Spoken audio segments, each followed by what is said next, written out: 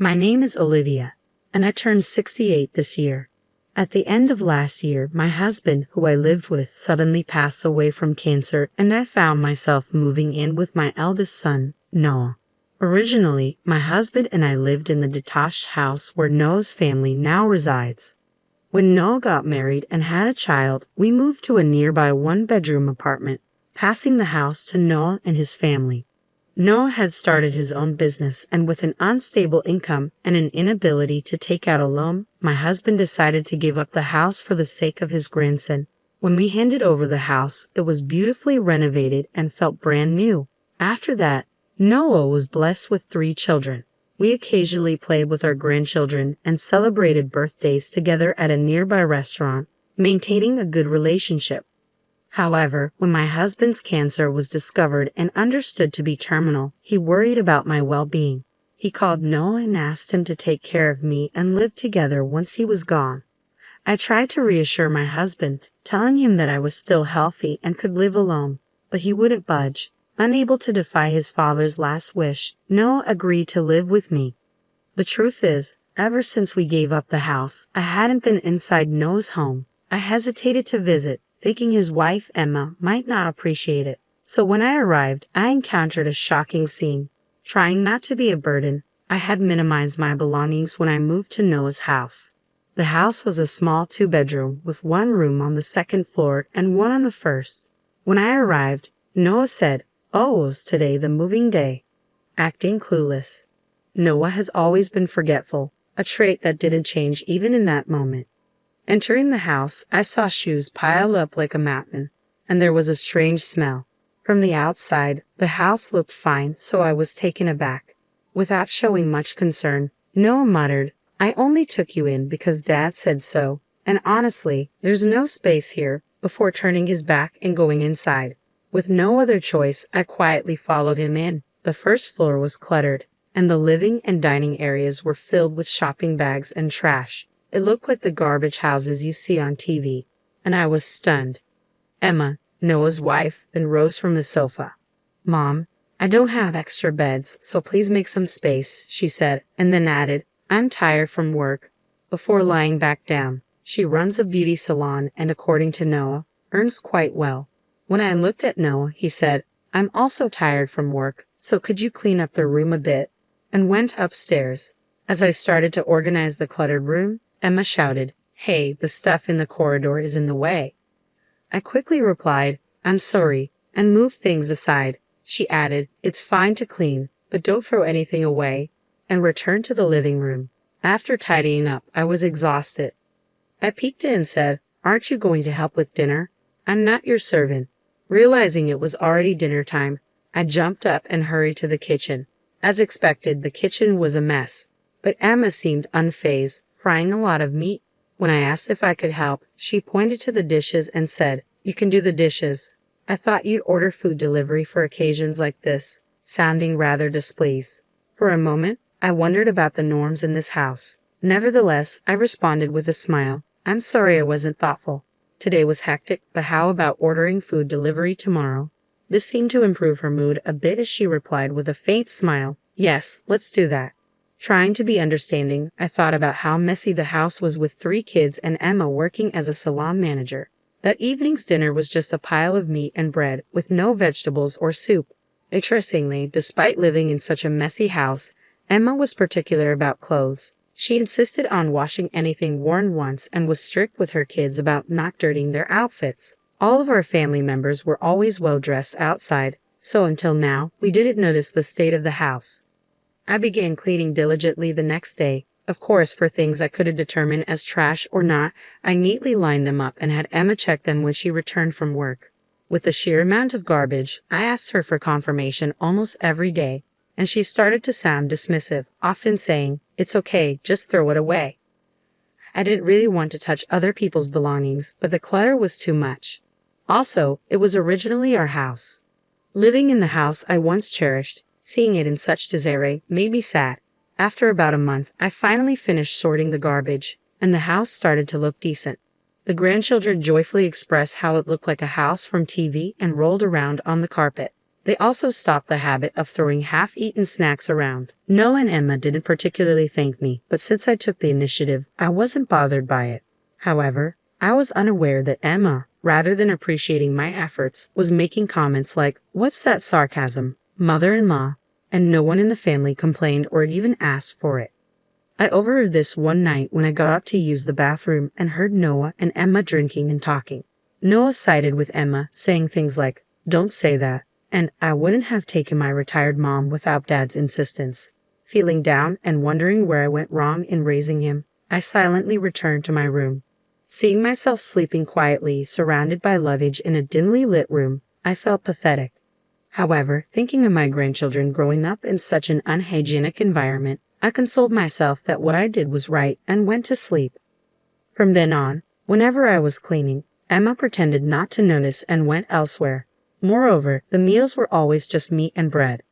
Unable to stand it, I suggested making a stew dish and mentioned wanting to eat vegetables. Emma became upset and said, "Do as you please, but buy the ingredients yourself," and turned away. After that, she left the cooking to me and stopped cooking altogether. The grandchildren, possibly vitamin deprived, seemed to improve in complexion, enthusiastically eating fruits and vegetables.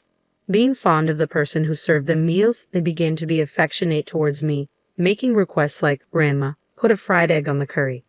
One day, when Emma was out late, a grandchild crawled into my bed to sleep with me. From then on, they wanted to sleep with me even when their parents were home. This probably upset Emma even more.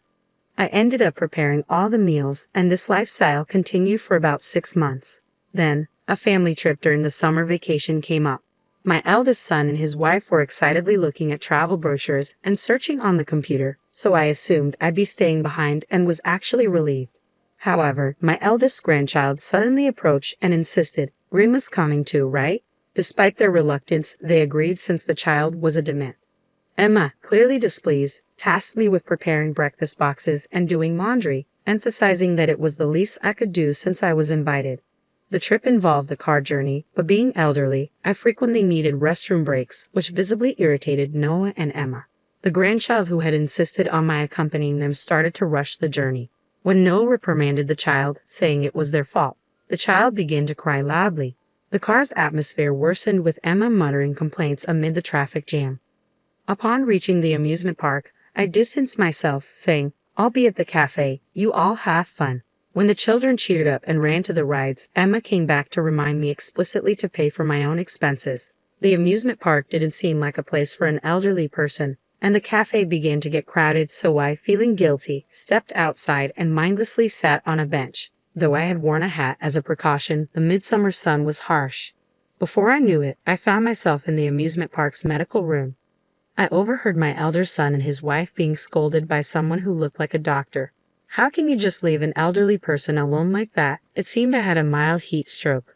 Usually, I'd be fine, but having prepared lunch and done laundry from early morning, followed by the long ride, had taken its toll. I must have been more exhausted than I realized.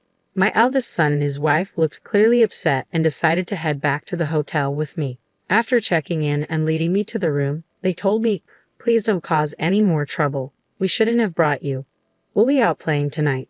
Just eat something or whatever." And then they left for the amusement park again. Feeling dizzy, I laid down in the quiet room and began to ponder what I was doing with my life.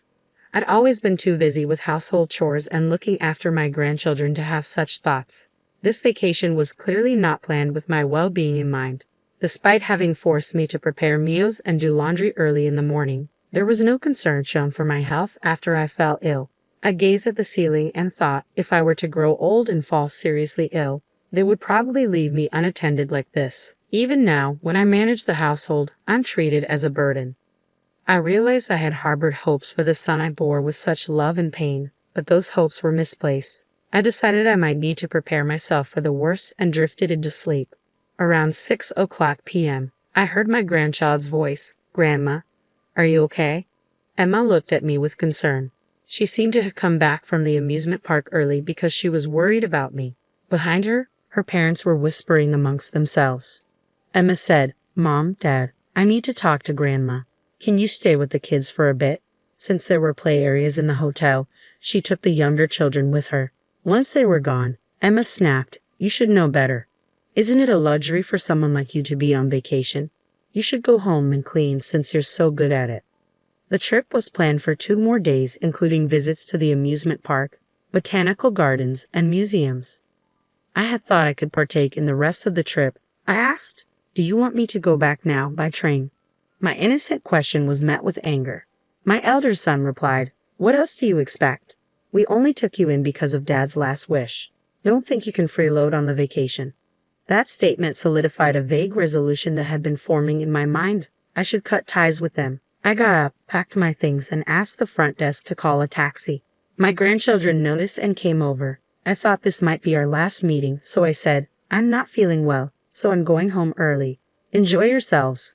They seemed to sense something was amiss, but simply replied with a smile, "Okay, get well soon." I gave the taxi driver my home address. He asked, "Are you sure you want to go that far?" I showed him my platinum card and asked if it was all right to pay with it. He thanked me and drove me home quietly, ensuring I was comfortable. Once home, I began to clean. I decided to move back to my old condo, which was up for rent, but fortunately still vacant. The next day, after packing my belongings, I left my son's house and called a real estate agent. I said, "I want to sell that house." A week later, my son was furious on the phone after a disagreement with the real estate agent who came for the house's evaluation. I went to their house and calmly said, "I've decided to cut ties with you guys, so I've also decided to sell this house. After all, the key to cleaning is to throw away unnecessary things." Both my eldest son and Emma looked puzzled, exclaiming, "Wait, wasn't this Dad's house? I should have inherited it from his estate. This is supposed to be my husband's property, right? What the hell are you doing? Have you lost your mind?" I sighed and asked my eldest son, "You say you inherited it through the estate. Do you remember changing the ownership of this house?" He hesitated. "No, but I just assumed it became mine." "That's not the case," I said. I replied, "Because this house is under my name." The two of them looked baffled, asking, "What do you mean?" "That's what I mean," I continued. "Also, prepare yourself because I'm going to stop the financing to your company." "Financing?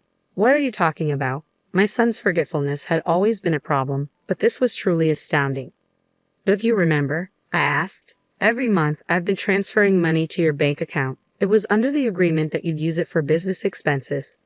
Noah turned pale and stammered, "I thought that money was what Emma earned." Emma was also shocked and confronted Noah, "You weren't the one earning it." When Noah and Emma got married, he didn't have enough capital, so being fond of my grandson, I decided to provide financing. Since it would likely be considered an inheritance if it was under an individual's name, I set up a personal asset management company to make the investment. I believed I had explained it to Noah properly. However, since he started his business around the time he got married, as time passed, he must have mistaken it for Emma's income. Coincidentally, the name of the company sounded similar to Emma's beauty salon, which probably added to the confusion. Noah then suddenly exclaimed, "Wait, there were investments even after Dad passed away. So it's not Dad's company." "I've been telling you, I'm the CEO of that company," I responded. Noah was stunned, looking at me as if a vision had just been shot. Emma was equally shocked, her mouth agape. I kept silent because I didn't want to interfere, but now things have changed, I explained. "I didn't want to tarnish your father's reputation, but the one who had the assets was me," I continued. "My parents were wealthy. We got married almost against my parents' wishes. Noah, you never met my parents, but over time, we reconciled, and I inherited their assets when they passed. This inheritance was considered personal property, so it didn't become joint property with your father." Noah exclaimed, "Wait, what? Hold on, wasn't it something Dad had?" "As I've told you repeatedly, your father had almost no inheritance," I replied. It was natural to assume that one would inherit from their father, so knowing Emma's confusion was understandable. However, thinking one would inherit without any formal procedures makes me doubt my son's intellect. Initially, the reason Noah started his business was that he'd get fired wherever he worked. Noah would say, "They just don't see my worth." We weren't sure how to help, but we thought that letting him have free rein with the inheritance wouldn't end well, so we kept providing capital and loans. Noah mistakenly thought of it as Emma's income and used it for living expenses and his business. Meanwhile, Emma's beauty salon business wasn't going well, and she had almost no income. However, she seemed to be carelessly relying on Noah's perceived earnings. Noah said, "I thought I was going to inherit this house. I always listened to what Dad said." Emma exclaimed, Wait, wasn't this house under your name? The renovation was finished, so I thought you bought it. Emma, spitting in anger, glared hatefully at Noah. I was utterly exasperated with the two of them. From now on, you two will have to handle your own matters, I declared, preparing to leave. Just then, Emma grabbed my shoulder tightly. Mother-in-law, she trembled. Don't you care about your precious grandchildren? Coldly, I replied, we can choose our parents. I may have made mistakes raising my child, but indulging you further won't be good for my grandchildren either. With that, I left. Behind me, Noah and Emma were bitterly blaming each other. It's your fault. What about you? In the end, the house was sold. Lacking operational funds, Noah's business went bankrupt shortly after, and the couple divorced. Neither of them wanted custody, so I became the guardian of their children. As for Noah and Emma, they disappeared, and I have no idea where they are or what they're doing. With proper discipline, the oldest grandchild learned to cook, the middle one picked up cleaning, and the youngest mastered tidying up. They seem to have learned that they must fend for themselves. Now, without my intervention, the three of them cooperate and handle household chores efficiently. They likely regard their parents as cautionary tales. I'm grateful that I was able to pass on essential lessons to my grandchildren. Besides their housework and studies, they also care for me.